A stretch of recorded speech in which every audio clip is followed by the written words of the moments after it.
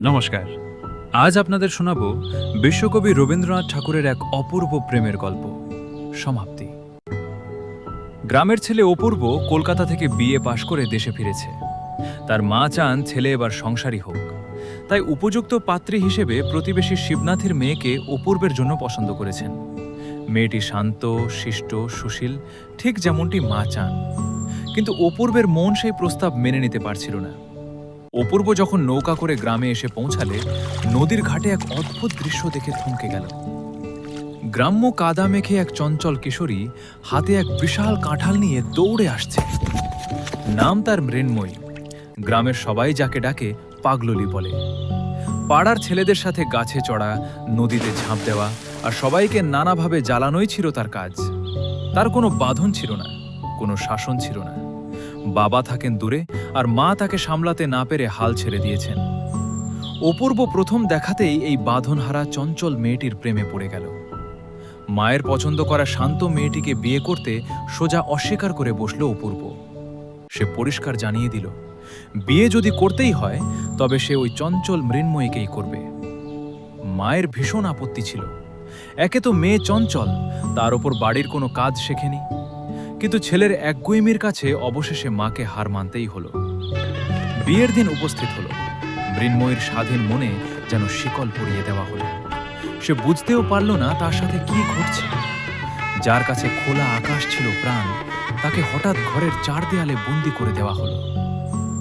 বাসর রাতে অপূর্ব মৃন্ময়ীর মন পাওয়ার জন্য খুব মিষ্টি করে বলল, মৃন্ময়ী, তুমি কি আমাকে ভালোবাসবে না? মৃন্ময়ী সহজ ও স্পষ্ট গলায় বলে উঠল, না, আমি আপনাকে একদম ভালোবাসি না, আর আমি বিয়ে করতেই চাই না। সেদিনই রাতে সবাই যখন ঘুমে মগ্ন, মৃন্ময়ী জানলা দিয়ে পালিয়ে গিয়ে তার প্রিয় গাছে উঠে বসে রইল। সকালে এই কাণ্ড দেখে অপূর্বের মা রাগে ফেটে পড়লেন। তিনি মৃন্ময়ীকে একটা ঘরে বন্ধ করে রাখলেন। কিন্তু অপূর্ব তা সহ্য করতে পারল না। সে রাতে চুপি চুপি চাবি চুরি করে মৃন্ময়ীকে মুক্ত করে দিল।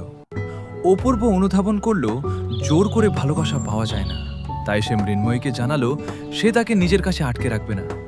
মৃন্ময়ীকে তার বাবার কাছে পাঠিয়ে দেওয়ার ব্যবস্থা করল অপূর্ব এবং নিজে পড়াশোনার অজুহাতে কলকাতায় ফিরে গেল। অপূর্ব চলে যাওয়ার পর হঠাৎ করে মৃন্ময়ের চেনা জগৎটা বদলে গেল। তার খেলার সাথীরা আর আগের মতো নেই, নদীর ধারে আর সেই আনন্দ নেই। সে ঘরের ভেতর একলা বসে অপূর্বের কথা ভাবতে লাগলো।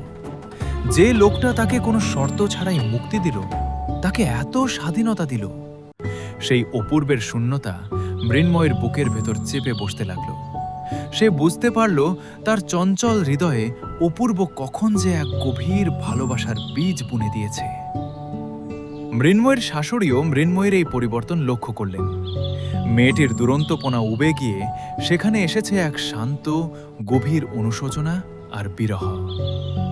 কিছুদিন পর অপূর্ব আবার গ্রামে ফিরে এলো। মাঝরাতে হঠাৎ অপূর্বের মনে হলো দরজার কাছে কেউ যেন দাঁড়িয়ে আছে। অপূর্ব চোখ মেলে দেখল দরজার পাশে দাঁড়িয়ে মৃন্ময়ী, তার চোখে জল। অপূর্ব অবাক হয়ে উঠে বসল। মৃন্ময়ী ছুটে এসে অপূর্বের পায়ে পড়ে কান্নায় ভেঙে পড়ল। জল। সে কেঁদে কেঁদে বলল, আমাকে মাফ করে দাও, আমায় আর ছেড়ে যেও না, আমি তোমাকে খুব ভালোবাসি। অপূর্ব মৃন্ময়ীকে জড়িয়ে ধরে তার চোখের জল মুছে দিল। চঞ্চল বালিকা মৃন্ময়ী আজ এক পরিণত নারী, যার হৃদয় ভালোবাসায় পূর্ণ। যে গল্পের শুরু হয়েছিল এক চঞ্চল বালিকাকে বন্দী করার ভীতি দিয়ে, তার সমাপ্তি হল দুই আত্মার গভীর মিলনে। রবীন্দ্রনাথের সমাপ্তি আসলে এক বালিকার হৃদয়ে ভালোবাসার জাগরণের গল্প, তার চঞ্চলতার ইতি টেনে এক নারী হয়ে ওঠার গল্প। ধন্যবাদ। আজকের মতো এখানেই শেষ হলো আমাদের অডিও স্টোরি।